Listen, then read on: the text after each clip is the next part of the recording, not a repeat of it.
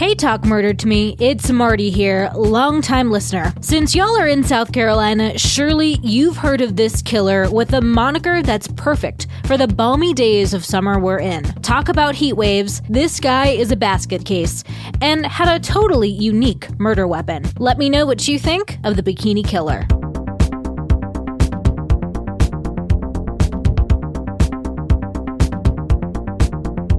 Welcome back, Jen. Thanks. We missed you. I missed you too. I was so excited to be here today. I was an hour early. That's awesome. I know. I had texted you to make sure you were on your way, and like 5 minutes later, you rang the doorbell and we're here. I was like, wow. I didn't know. Great. I didn't have my phone. Like, I usually have my phone plugged in at all times, but now I'm just like, I don't know. Also, this is the first show that all of us are in the same decade. That is true. I never thought of it that way. How does it feel to be 30? It sucks because I had a really shitty week at school. I know those things. Was the hangover particularly rough as well? It was a little rough on Sunday, but I was also like hungover and had to go into the school to work. I wasn't working. It was Sunday. The school was not open per se. I just had to go work on some stuff. So it's not like I'm showing up to school with kids all hungover.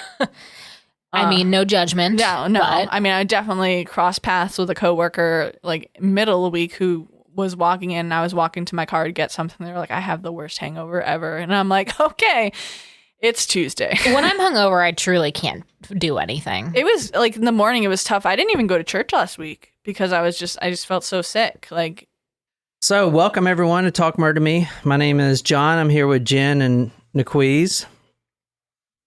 This is why am I explaining it? Oh man, I forgot how to podcast. Fuck. You're not even the one who was off last week. I was. Jen takes a month off for her birthday, and then we forget what we do. Month. It was one day. And, before we get into the surprise shots, I will welcome our newest tacos. Whoop, whoop, Hang on, whoop. let me go just get my list, make sure I get everybody. Okay, we have Ashley, Stephanie, and Matthew have joined us. Wow, thanks, guys. Thank you for supporting us. That's my brother's name, Matthew. That's a good name. And today's surprise shot is dedicated to Elizabeth. Hey, Elizabeth, this is for you. She has upped her membership to support us. Wow. To watch us live. That's awesome. Surprise shots. Surprise shots. We don't know what they are because they're a surprise. Do y'all like our new shot glasses? Can you see them? They're skulls. Skull shot glasses. Sweet tea vodka by Firefly? Firefly. I added a little something else to it. Ooh. Cheers. A little peach schnapps on Ooh, top. I like that. You shouldn't have added that. What do you mean? It was like peach iced tea. It was nice. You kind It of was ruined good. it. Well, I know last week I took liked at it. least one shot of the sweet tea whiskey. Welcome to the Talk Murder to Me podcast. My name is John. I'm here with Jen and Nicole. I put all my sources, photos, videos on talkmurder.com. You can go there. This is episode 252. This is a request from one of our Supremos, one of our good friends. Well, actually, it's Jen's favorite fan of ours, and they have interacted many times, and there has been some words exchanged between him and her. Listen, Marty, I don't appreciate you calling me a charity case. You think I don't read YouTube? He said basket case, not charity No, case. he said charity case. I'll take basket case. I'll own up to that, but I am not a charity case. I mean, was Was also this related to the ice? also, he was like telling people where I worked, which is not cool. tonight. If you're a Supremo or one of our supporters, we do have the video for you guys. But tonight we are going this apartment complex right here, the Reserve at Clemson University. Oh. A little bit about Clemson University. If you're a northerner and you ain't down here in the South, you really don't understand the appeal of college football. But No, I did not understand it. I can concur with that statement. I still don't really understand it, to be honest with you. You know, honestly, like I just try to stay neutral. I think I'm more Clemson than a USC, but like I'm neutral. That's a hard one for me because my cousins went to USC. And my grandmother, God bless her, Blanche, fucking love that lady.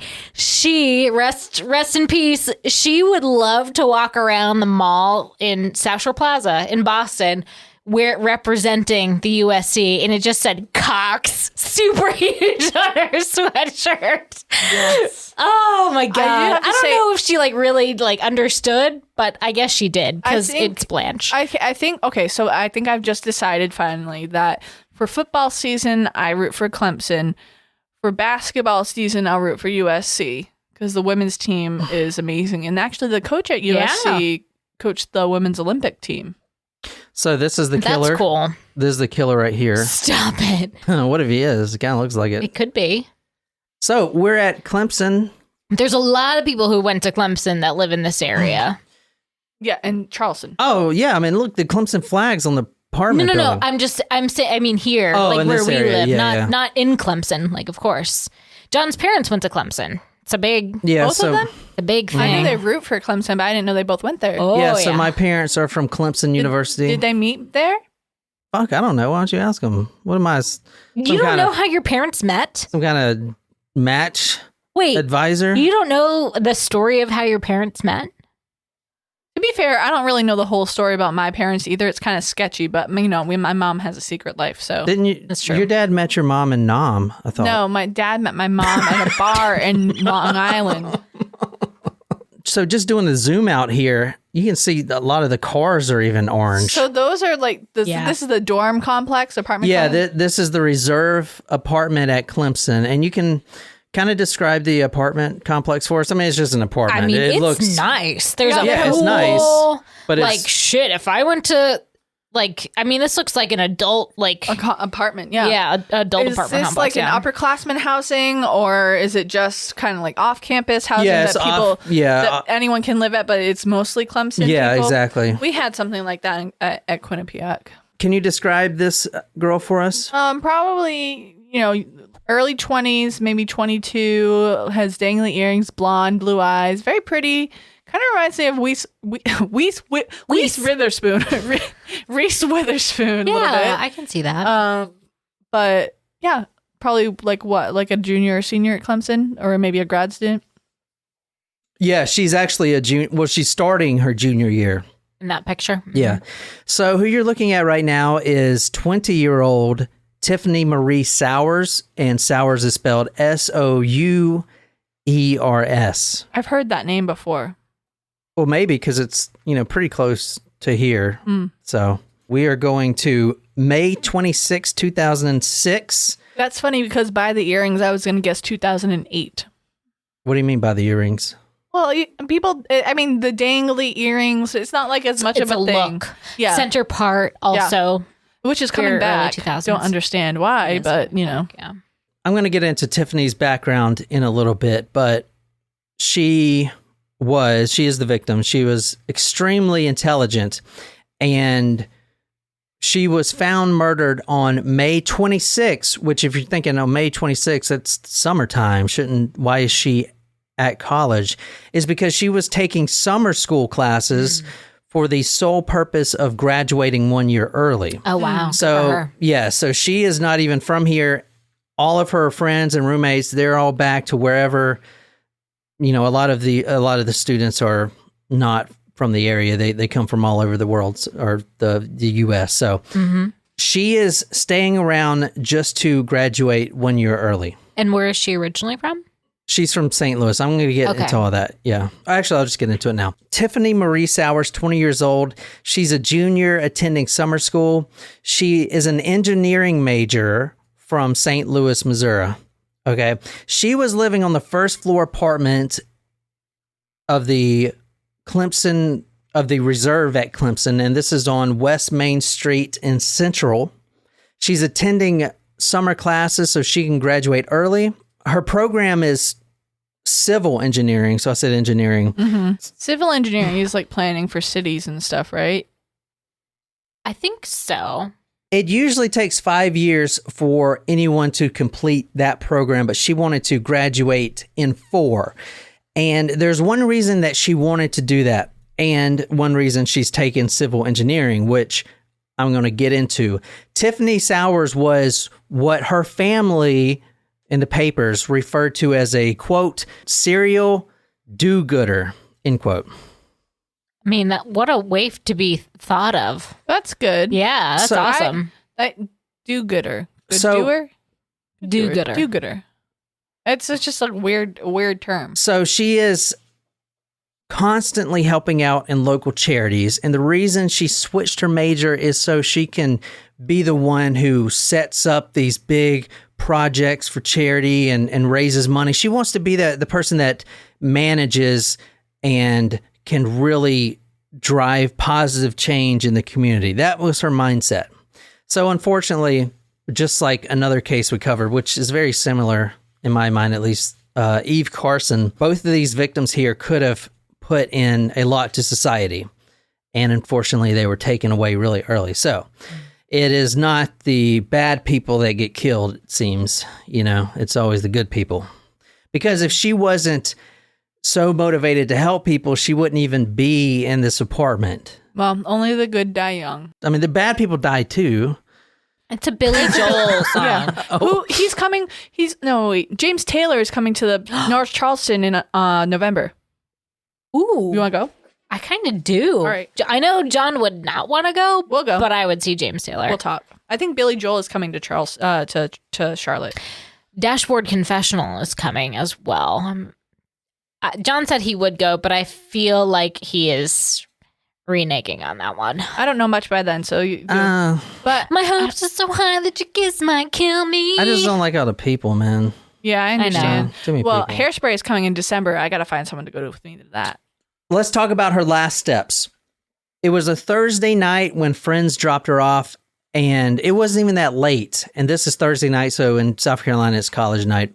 But it is summer, so there's not a... Graduation probably just happened. Yeah. So her friends drop her off at her apartment before midnight. And the reason they remember that is because she actually texted right before midnight, I'm safe. I got into my apartment. Everything's good. I'm going to bed. And that was the last text anyone's ever got from her. What she didn't know is there was a man that had actually been waiting for her the whole day, which the more I thought about Just for her. Just for her. Yeah. That's creepy. I don't like that. It was a man that she didn't know. Yeah, it's really creepy if you think about it. The next time you go to a bar with your friends, and remember, there's no roommates home with her. These college kids have multiple roommates, but they're all gone back to their states. She was having fun with her friends, getting dinner, whatever. All the while, there was some man that she didn't know actively waiting for her to come home because he saw her earlier that day passing by. This is a random man. He saw her that day as she was on the balcony of the apartment, and I showed you the apartment. So Kind of reminds me of Jamie Kloss. I don't think she was Different. random though. No, wait. Which was the one that was random? Jamie, from what I remember, he was he was studying her on the bus? her. Yeah, but that was for this, as you'll see. Was this just like a one-time thing that the guy saw her? Yeah. This guy's not even from here. See, this is the thing. This is what makes me glad that I have Murphy, except for the fact that he's a very people-loving dog. So, like... They don't have to know that. He's a fierce German shepherd, ready to attack anyone that comes to the door. Sure. We'll go with that. Yeah. I mean, we can't even say that about Stella. Like, she'll bark and howl, but as soon as you walk in the door, Stella, pet my belly. Oh, yeah. She's a crazy girl. What do you guys think about that for you YouTube guys right now? Like, do you ever think, because Nicole said that the other day, y'all don't have to worry, guys don't have to worry about it. And it's true. Like, we don't have to worry about it, like just walking into Walmart or something, or just wherever. We don't really worry about it. What were we talking about? I was talking about how I had Mace, like a thing on my keys. You do? I should get that. And actually, it's like not even attached right now, but like women are taught literally taught to put your keys in between your knuckles so that you can, like, when you're walking to a parking garage or you're walking to your car, you got your keys out between your knuckles and you're ready. I mean, it sounds great, but dude, unfortunately, it does not work that way. Okay, because it's better than not having anything. I know, but there's got to be a better solution because if you're about to get attacked, because in that scenario, okay, I got my keys. Oh, there's an attacker. Boom. Boom. But that's not how it works. Someone is watching you. They're not going to announce themselves, hey, I'm going to attack you. I'll give you 5 seconds. No, but at least if I'm struggling, I have a shot of getting, like, maybe I can gouge him in the eye with my keys. Like, that's the goal. There's got to be something that alerts. They make that thing that sounds the real loud. There is, like, an alert necklace and stuff like that. No, they have keychains now. It's called the chirp. My friend has one, and I wanted to get one.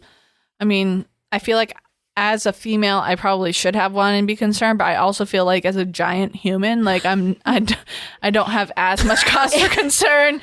Like, I feel like most males are smaller than me.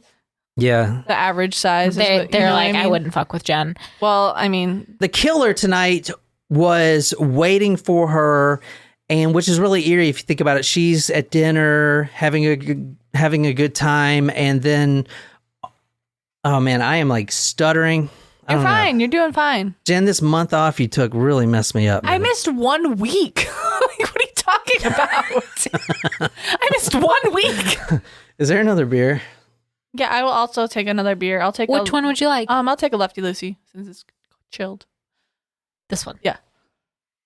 Which one do you want? What's the Lefty Lucy? It's an IPA. It's really good. Nicole has one. You want to taste it? We usually call that the Stranger, your left hand. So what you do is sit on your hand, your left hand. Here, taste it. I'm teaching you how to do the Stranger. You're going to pour that over my computer? No, I'm going to hand it to you so you can taste it. It's your wife's. It's not even mine. On May 25th, Tiffany's friends drop her off at her home. This is before midnight. She texts them back when she gets in the bed. Thanks for the great night. I'm home safe. Everything's good. The reason she's doing that is because it is summer break and everyone else, including all of her roommates, are gone. And honestly, half the apartment's probably gone. Yeah, the whole complex is probably empty. Yeah. So on May 26th, the next day, her former roommate comes over to the apartment, and I also saw that the former roommate was also the ex-boyfriend, but he comes over to drop off his key because he no longer needs the apartment key, and he is the one that finds her body. He's not the killer, but he is the one that finds her body. She is found on May 26, 2006 by her former roommate. She is found dead. This is around 2 p.m. She is strangled to death. The only thing she is wearing is her shirt from the night before, and she is completely naked. She's actually not even on the bed. She's on the apartment floor, just kind of tossed on the floor. Around her neck is a bikini strap. Her own bikini was used to wrap around her neck, and then she died of asphyxiation. That's terrible. So the killer we're going to talk about tonight, his moniker is the Bikini Killer, even though this was technically the only murder he's had, unless he had more and they don't know about it. So this guy's name is Jerry Buck Inman, and I'm going to show you a picture here in a little bit. But if you want to read this, Nicole. Around 1 a.m., Inman enters the apartment by climbing over the porch rail where he had seen her standing earlier in the day. R39 TR29. Well, you don't have to read that, damn it. What the hell? People really I was like, I don't know what it is. Jesus Christ. Room 939, Terrace 29. No. So what's I don't know. What is it? All right, hold on. I'm Start just over. Hold on. guessing. What you're reading right now is from the court documents when Jerry Buck Inman was caught. So this is from his arrest. His middle name is Buck. Buck, yeah. He enters the victim's bedroom, wakes her, and they struggle. Inman binds the victim's hands. He then asks for her pocketbook, ATM, and credit cards. After finding the items, he sexually assaults the victim and kills her by tightening a bikini suit top around her neck. Inman then flees the apartment. Man, that's tough though. Like bikini straps are not usually very like Stretchy. They're stretchy. yeah. That's wow. Ugh. Yeah, I don't know. I guess he just wrapped it around a couple times, I imagine. I mean, there's no photos or the autopsy report's really not even available. The autopsy report, it is referenced quite a bit in the police reports, but I couldn't find the actual report itself. So anyway, let me go over her background again. Just the things that I didn't hit the first time. At the time that she was in summer school, she was also working in an Easley charity. Now, Easley is the town.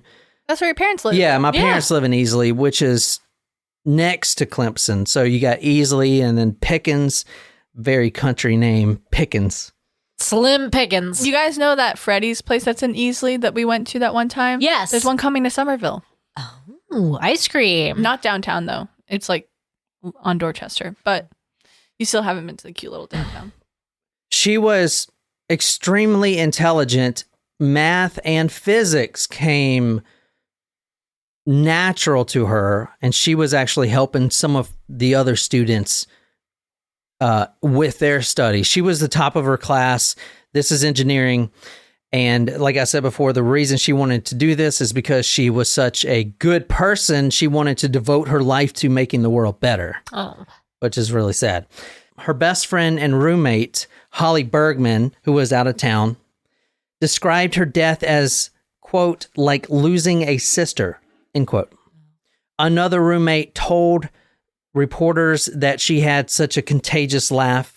And all the family comments and everything like that, it's all about the same, where this is just a tragedy. She was such a great person.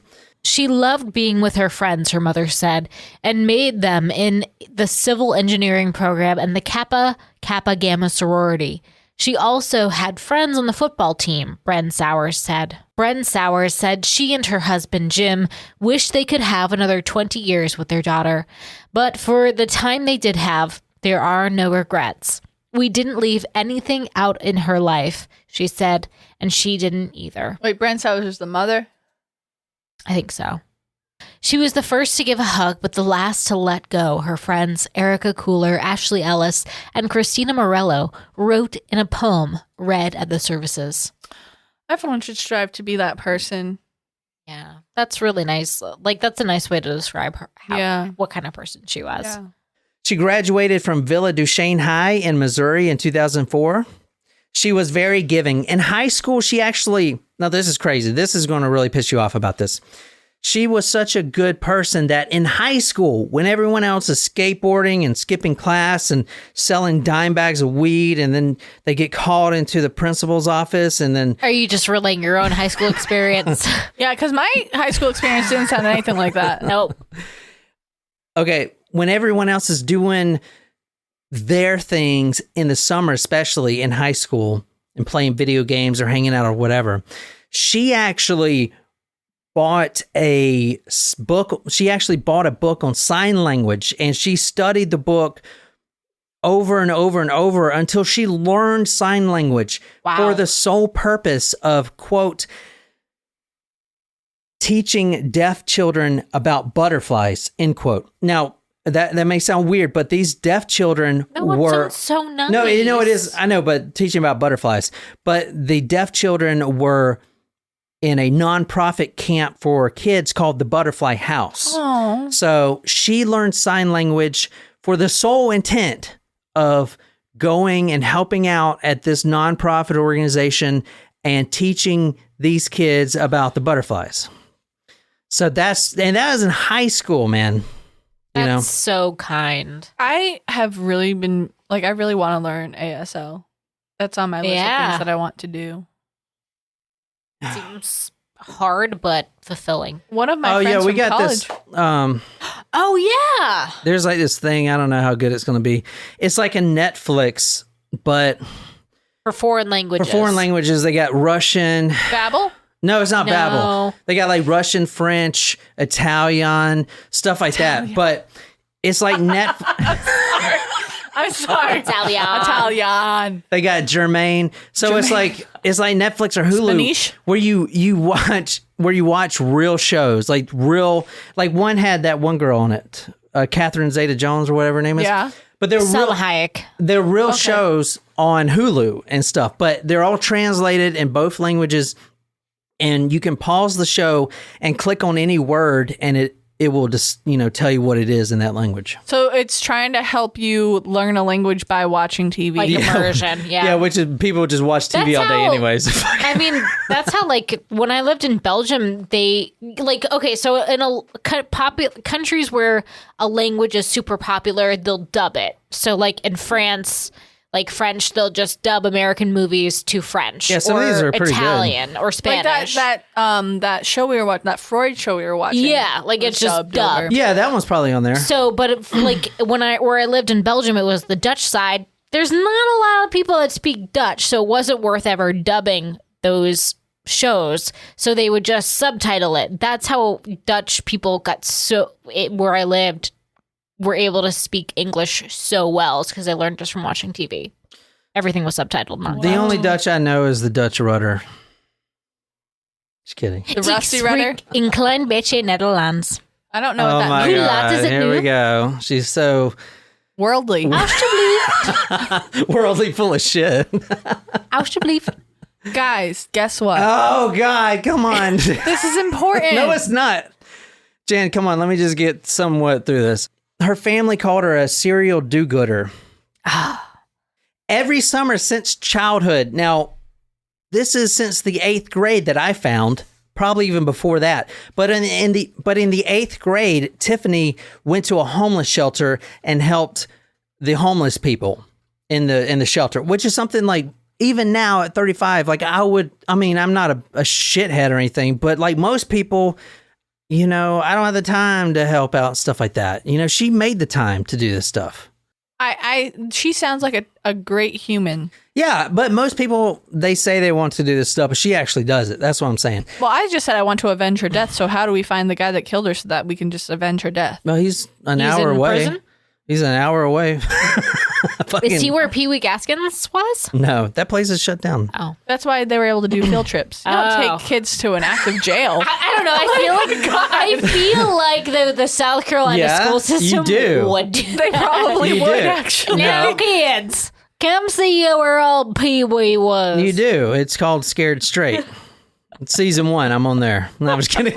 Scared Straight. Is that a show? Is it actually a show? Yeah. So you take kids to jail. Yeah. Is it really? Yeah, they're like, I'm going to eat you like cornbread, boy. Ew. And they're like, oh, fuck, I'm going to be good. And Yeah, they're like, Saturday Night Live has a couple skits about it. Actually. they like completely change their lives. That's hilarious. And then there's a Maybe sequel they Beyond Scared Straight. Was that what your mom was trying to do when she showed you Pee Wee's? No, she just wanted to a bunch of rednecks were up there. This is what you do. That's what you do in South Carolina. You go see fucking. Oh my God. Guys. No, Jen.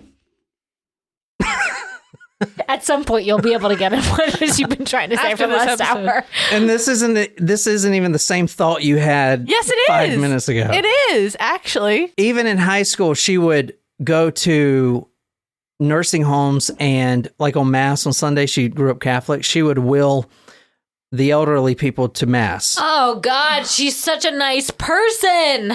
The reason she's going for civil engineering. I'm a real good person. I'm a good person. How about you?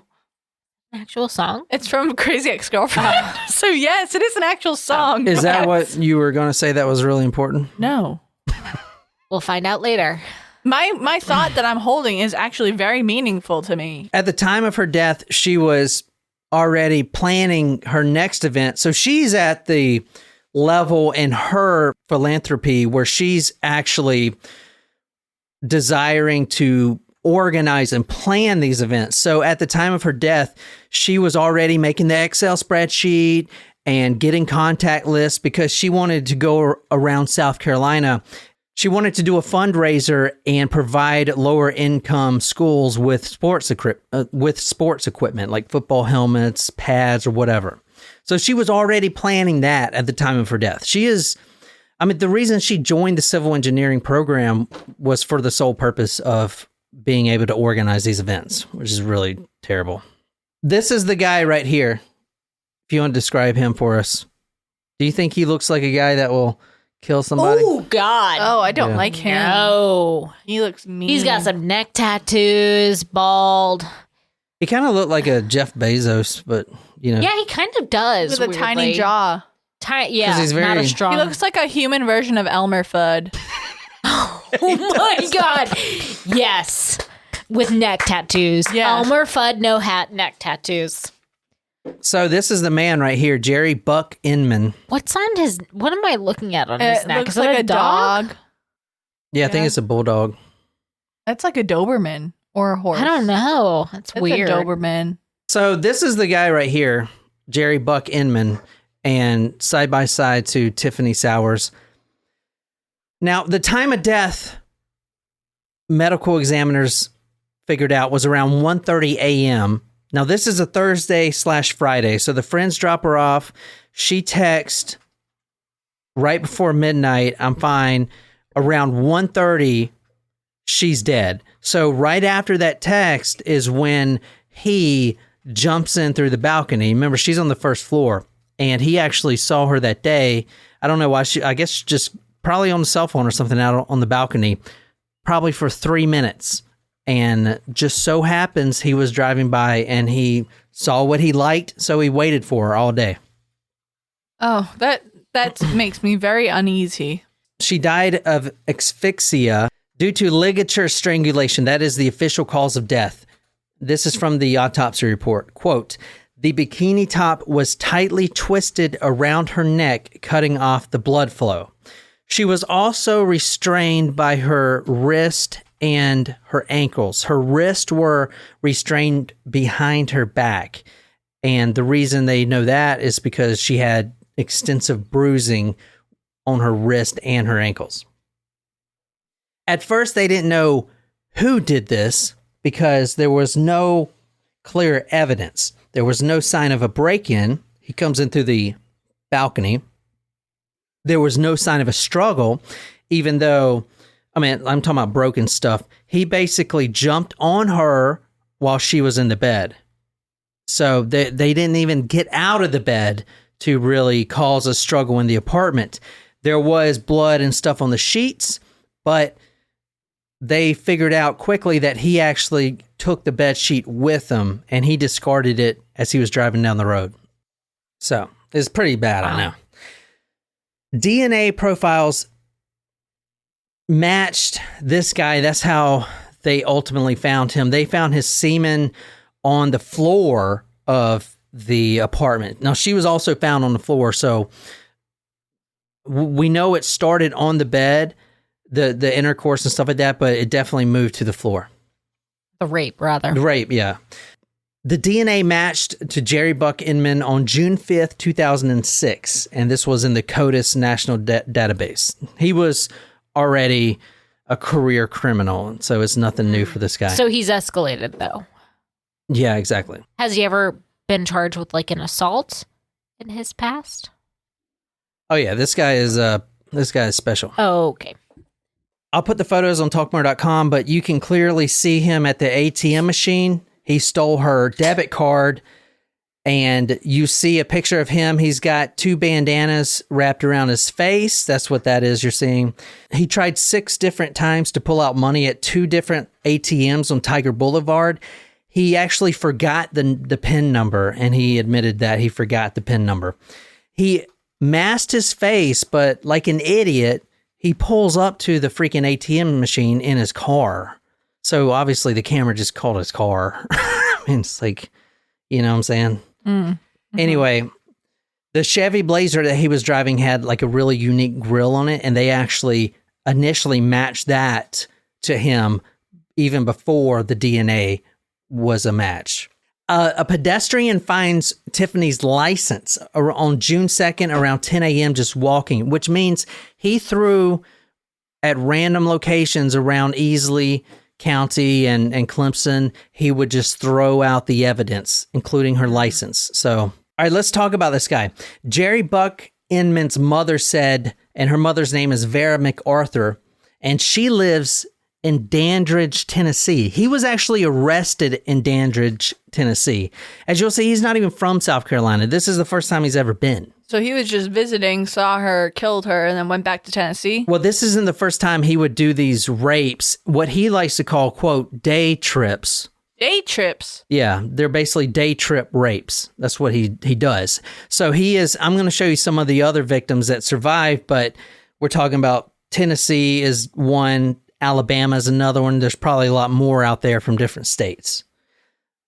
So that's what his kind of MO was. Well, he sounds like a terrible person. Yeah, he is. The mother says that her son is, quote, bipolar and often suicidal, end quote, and he just takes off and is gone a couple of days. He was living with his mother, Vera, at the time when he was arrested back in Tennessee. He was actually arrested at the mother's home. He confessed right off the bat, not only to the murder of Tiffany Souers, but to the murder and 2 other sexual assault attacks in 5 days. This was the third. There was an attack in Tennessee and in Alabama, and he called them day trips. I'm going to talk about the Tennessee rape. This is going to kind of let you know how it would be like if he was to sneak into your house, because he sneaks into the balcony or an open window or whatever. And it's at night. The MO is real late at night, 1 a.m. This is kind of how it would turn out if it happened to you, if it was him. And this is from the Tennessee rape. The mother, a single mother, her small child, I think 3 years old, was in the bedroom with her. She woke up around 5 a.m. with a knife to her throat. Jeez. And this is from the Tennessee newspaper called the Sevierville News. Quote, he tied her hands with her bra behind her back. Her little girl was crying with her knees on the floor. He unsuccessfully attempted to rape her from the rear and then turned her over, continuing to hold the knife against her neck. At that point, he raped her. He then took her to the bathroom and made her clean herself with shampoo twice. He placed her daughter and her in the bathroom, end quote. She actually came forward after the murder of Tiffany Souers when he was arrested, and she saw his face on the evening news, and is like, wow, that guy raped me 2 weeks ago. God, that's awful. Yeah, it's pretty bad. This is about the rape 3 years ago. If you want to read this, Nicole. 3 years ago from the murder or 3 years ago from today? No, 3 years ago from the murder. This is in 2006. Right, that's why I got confused. SC described an event with Inman which occurred December 14th, 1987. Well, 1 second. So SC, if you're looking at this report, is just a redacted name. So it may be Sally, I don't know, Chisholm. Cunningham or whatever. But they redacted the name for privacy. She stated that she was awakened in her apartment by a man with a revolver. They misspelled it like idiots. She described being tied up by him and being told for her to tie her roommate. With a gun to her head and hands tied, she was penetrated vaginally and anally. The assault lasted 20 minutes. Her roommate was forced to watch. He took money and keys, then threatened to kill them if they called the police. As a result, Inman pled guilty to the crime. Good. BBP testified concerning a May 23, 2006 incident with Inman. She described taking her daughter to the bus stop that morning. She described returning home at lunch when someone had came from behind her, covered her mouth, and put a knife to her throat. She screamed, and then he placed her on the floor, tying her hands back behind her back. He stated that he found $250 after she denied having cash in the house. He then forced her into the bedroom from the kitchen. He then forced her pants and underwear down and saw she was on her period. At that point, he put her into a bedroom closet and told her he was going to take her car and stash it. After he left, she was able to get her the phone and hit redial. The police determined that he had entered the house by cutting the hole in the floor. Wow. 2 weeks later, she saw Inman's photo on CNN and identified him as her attacker. Yeah, so Tiffany Souers apparently is the first one and the last one that he murdered. So, which is good. Not good, but I mean, he could have easily murdered all these other women too. Let's talk about his background. Obviously, he's like a PhD and stuff, right? No, I shouldn't make fun of this. He's a construction worker in Dandridge, Tennessee. And this is a case where you people that don't think nurture has anything to do with it, then you should listen to this, because this is a definite case. A lot of these sexual cases that we cover, the sexual rapists, have been tormented as children. Yeah. I mean, dude, that's just how it is, man. You know what I'm saying? Anyway, he was working in construction when he was released out of prison. He was actually serving 30 years in Florida, and he's not that old looking. He was released after 17 years for good behavior, which is also called overcrowding from all the stories we've done. Yeah. So he was living with his mom and her husband. He's obviously never married. He's got a lengthy rap sheet, and I'm going to go over it here. He was convicted in 1989 of sexual battery with a weapon, robbery with a deadly weapon, grand theft auto, kidnapping, and aggravated assault with intent to kill. He was arrested in Tampa, Florida when he was 16 years old. So this happened in 1989. He was 16 when he was arrested. Got 30 years in prison at 16 years old. So he's fresh out the prison cell when he goes to Clemson. Fresh out, man. You know what I'm saying? So anyway, he was also convicted in a 1988 second-degree assault in Buncombe County, North Carolina. So you see, this guy is not only a serial rapist, but he travels and he does these day trips. That's what he calls them. He calls them day trips. Day rape trips. Staycations to go assault people. Not staycation. He drives. He ended up in Clemson. If he wouldn't have taken exit 67 and instead took exit 64, Tiffany Souers would have still been alive, but someone else would have probably been dead. It's completely random. He pulled into a random apartment.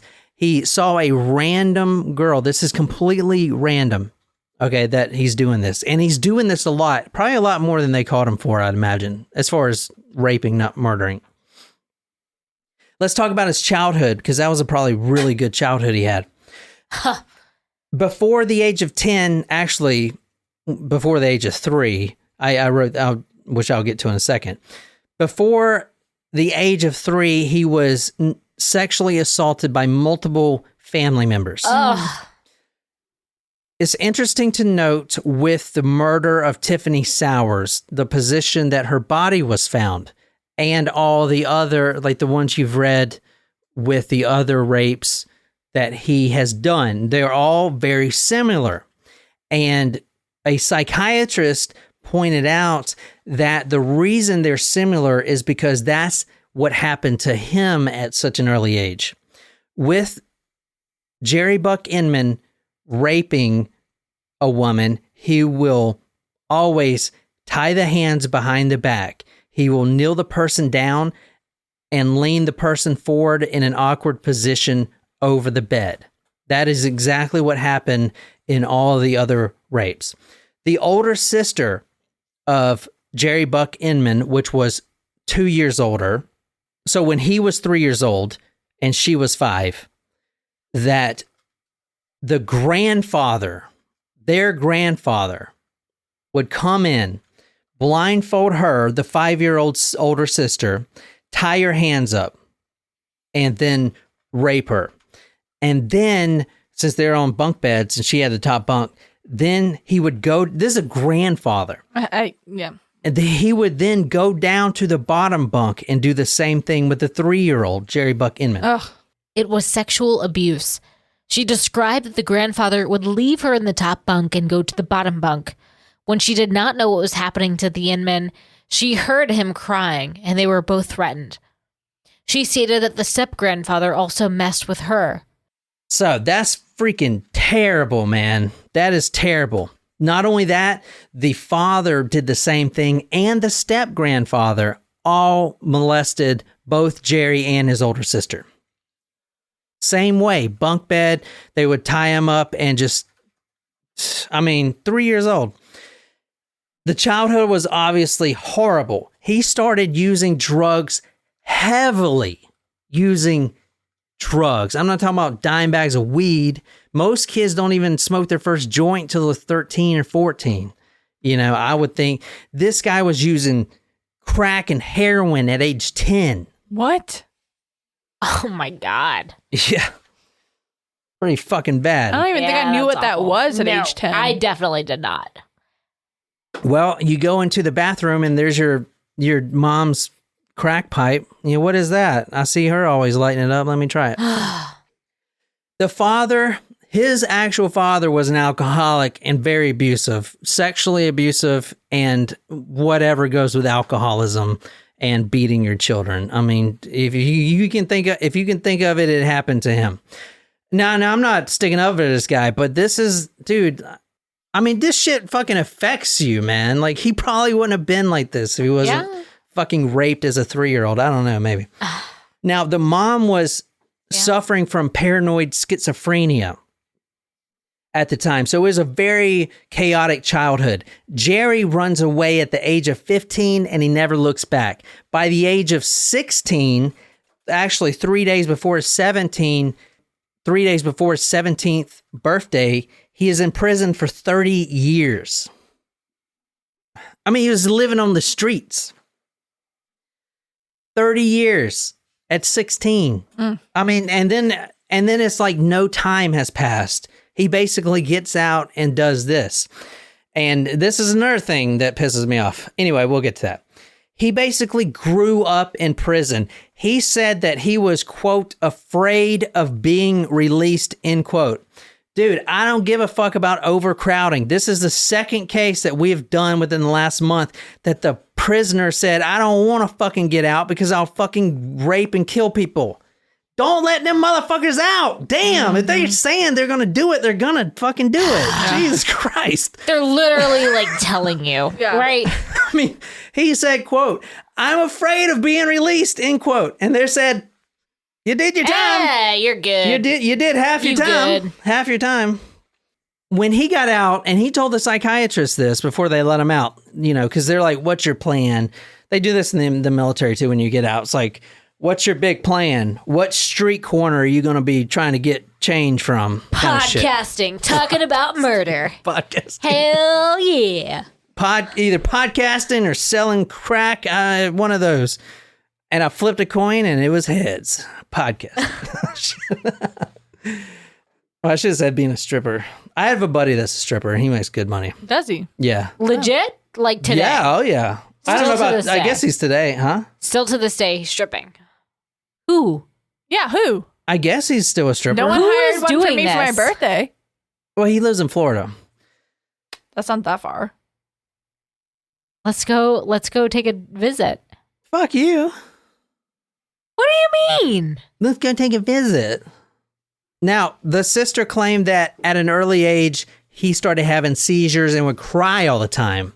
And obviously, he had no friends.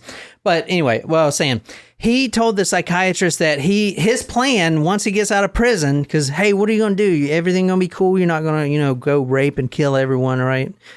He said, here's what I'm going to do, Doc. I'm going to work my ass off for 2 years. I'm going to save enough money to give to my mom so she can have a better life. And then I'm going to kill myself. That is exactly what he said. That's Jesus Christ. that sounds good. A psychiatrist that was court appointed, Dr. David Price, an expert in forensic, clinical, and neuropsychology, says that Jerry Buck Inman has dysthymia, which is depression that lasts over 2 years, major depressive disorder with psychotic features, bipolar disorder, and psychorhythmic disorder, personality disorder, schizophrenia, dissociative identity disorder, several paraphilias, and he is a compulsive rapist. Wow. In 2012, now this is kind of wrapping up. This isn't a huge case, but In 2012, he got a post-conviction relief. Don't worry, he is never leaving prison, but he was sentenced to the death penalty initially. This is South Carolina, so. But I thought they got rid of the death penalty. Well, at the time he got the death penalty, he didn't. Officials say Inman confessed to the murder and both attacks. We asked him why, and all he would say was that he's a sick animal. Oh, well. In 2012, he got a post-conviction relief. He was on the death penalty, and this is still not happened yet. As of last year, I can't find, or I didn't see any news whether he is getting life in prison or the death penalty. I guess if the death penalty is overturned, he's getting life in prison. But he wanted death. He said, he said, I'm a fucking animal. I want to die.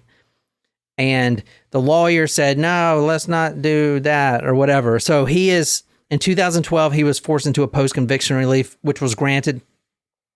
He tried to kill himself several times. He tried to slit his wrist. He cut his jugular vein, and he starved himself. And even more shockingly than that, he actually one time swallowed barbed wire. Oh. And he tried to kill himself multiple times.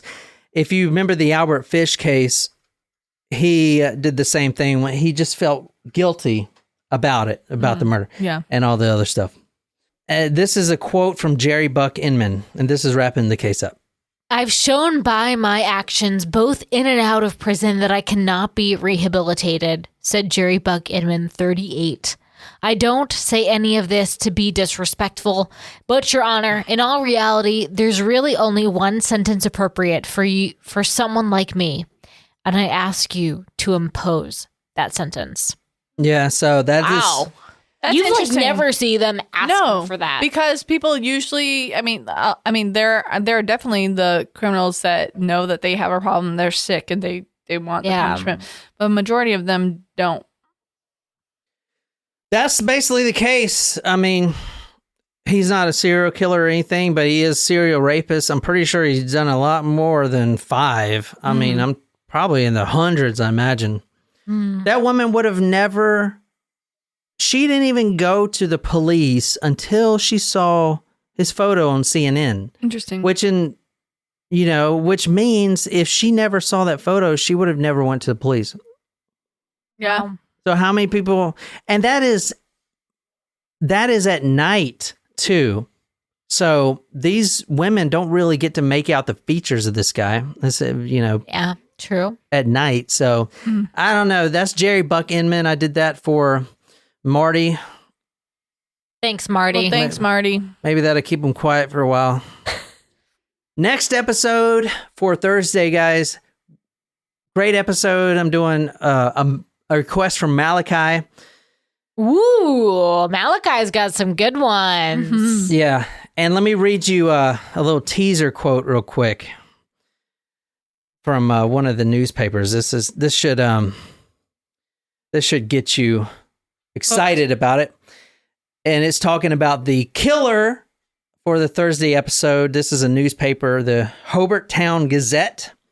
Quote, this killer was laden with the weight of human blood and believed to have banqueted on human flesh. Oh, cannibal killers. Banqueted on human flesh. Interesting. Kind of love cannibal ones. And actually, after researching this story, I don't know, man. I kind of was like, damn, I kind of want to know what the human flesh tastes like. Just stop it. No. You can cut off your own finger and take go a ahead. bite. Anyway, that is the story of Jerry Buck Inman. Go talkmore.com. This is episode 252. Also, thank you so much for subscribing to the new podcast, which is called What Happened To. That's a podcast done by Brienne of Among the Dirt and Trees and myself, John Perry of Talk Murder to Me. It is a true crime podcast that covers cases, missing persons and strange disappearances that people and things that have never been found and kind of just vanished. The world has swallowed them whole, but it's very unique because I put the episodes to the the musical style of lo-fi hip-hop, so it's very soothing and calming, and it is expertly written by a professional content creator, which is Brienne. She does that full time. That's why the episodes are so good. And we got a lot of subscribers, a ton. And we are going to do a big giveaway next week. I'm going to announce that on the Thursday episode of What Happened To, and I'll put the links in the show notes. You can go to talkmore.com to find that as well. But you have to be subscribed to get into the contest. The contest we ran for Among the Dirt and Trees, we gave some lucky winner, I think it was like $250, $300 worth of camping stuff. She was very, very ecstatic. And there wasn't a ton of people that entered. So don't think there's going to be a ton of people on this one. You have a really good chance, but you got to go to the podcast and subscribe so you hear that. I'm not going to keep the contest up very long, only a week. So that's What Happened To. You can go to talkmore.com to find that. Also, talkocast.com is the network. And just type in What Happened To Talkocast or whatever, and it'll come up. So anyway, that is that. My plug. P-L-O-G. Plug. Anyway, we'll see you on Thursday. And until next time, my name is John. Until next time, good night, you lovely, lovely people.